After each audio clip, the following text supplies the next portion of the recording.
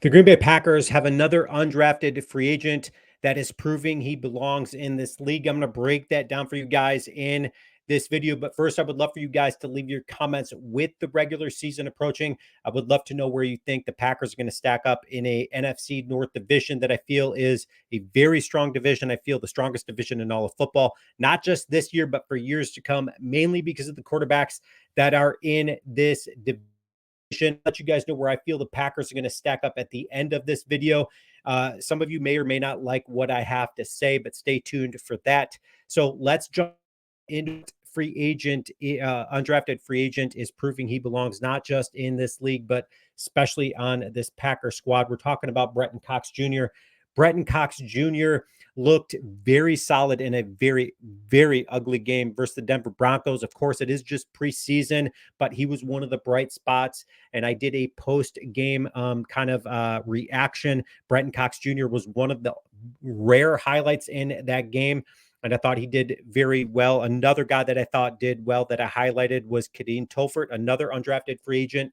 And then also Malik Heath did very well in that game. Another undrafted free agent, Brian Gutekunst, proving that not only does he draft well, but he drafts well post the draft in getting some of these undrafted free agents on the Packers squad.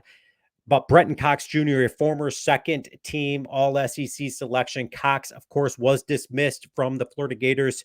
And then a few years prior to that, he was kicked off the Georgia Bulldogs as a true freshman. Despite his serious off-field concerns, the Green Bay Packers saw the potential in Brenton Cox.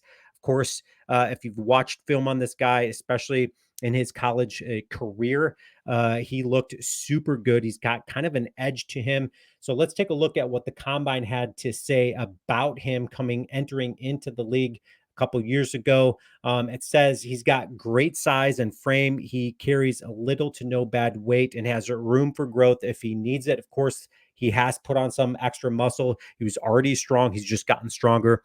Goes on to say solid get off overall, quick reaction to the snap, and solid acceleration off the line of scrimmage. We saw that Sunday night versus the Denver Broncos, where he had some very nice back-to-back plays, a sack, and then a forced interception. It goes on to say physical and strong at the point of attack to set the edge against offensive tackles as a run defender. Also refuses to get blocked when one-on-one tight ends. Uses his hands well as a run defender with great placement to get under the blocker's pads, and he has strength to help stand up the blocker and get great leverage advantage. Again, we saw that in that game as well. He's strong and violent when shedding. One of the things I love most about him, I'm sure the Packers love most about him, he has little to no issues getting off blocks from tackles.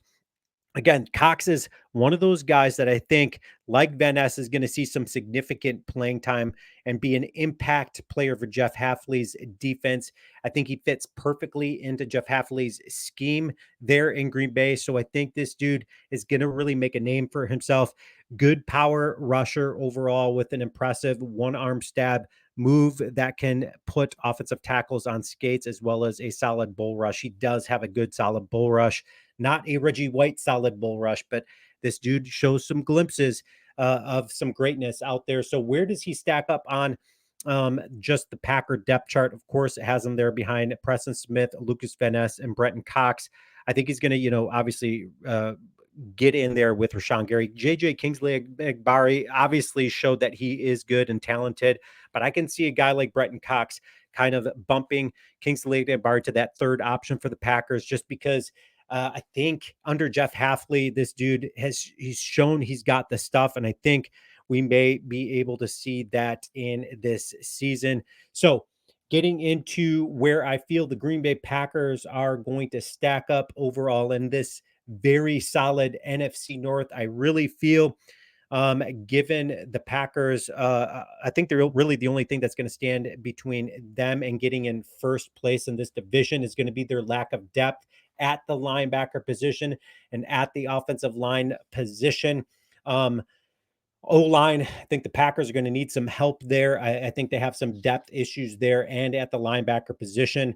And we're not really able to see what we've got in Cooper because he hasn't been out there. And I think it's going to take some time for the Packers to grow out the linebacker position, and a very important position for Jeff Hafley's defense. And we saw the vulnerability in the middle of the field for our defense. I'm curious how they bounce back versus the Ravens. Again, this is preseason. I'm not freaking out about it. I'm just stating the obvious that the Packers may have some depth issues at the linebacker and offensive line position. But I do feel the Green Bay Packers are going to be finishing first in this division. I'm sure there are some Lions fans out there that may be or may not be listening to this that are going to hate what I have to say.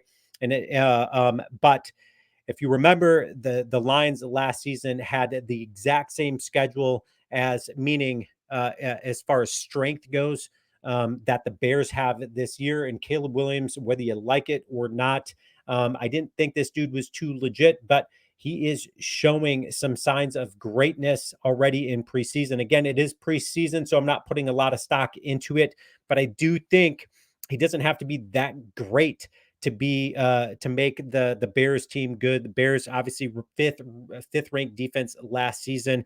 So I don't see the Bears taking really a step backwards from the defense that they already have out there. I think they're going to be just as strong as they were last season, if not slightly better.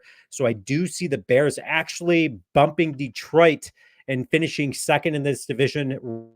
It's going to be a bottleneck, I feel, at the top there, but it's going to be the Packers, I feel, finishing first. I think the Bears are finishing right behind them because they do have an easy schedule. They play the Panthers, they play the Cardinals, and they play the Patriots, all teams that are going to struggle mightily this season. And then I think the Lions have a very good team, but I think because of their easy schedule that they had, it helped to bolster them a little bit. And I think maybe they grew a little bit too quick. And there's going to be a little bit of a culture shock per se. And then how well they handle that in the locker room and how they handle some of those losses will depend whether they finish really if they bump Green Bay out of the first position or finish second. But I do feel Packers finish first. The Bears finish second. I think the Lions finish third, but it's all going to be very closely. It could even come down to ties. And then Minnesota, of course, finishes last in this division.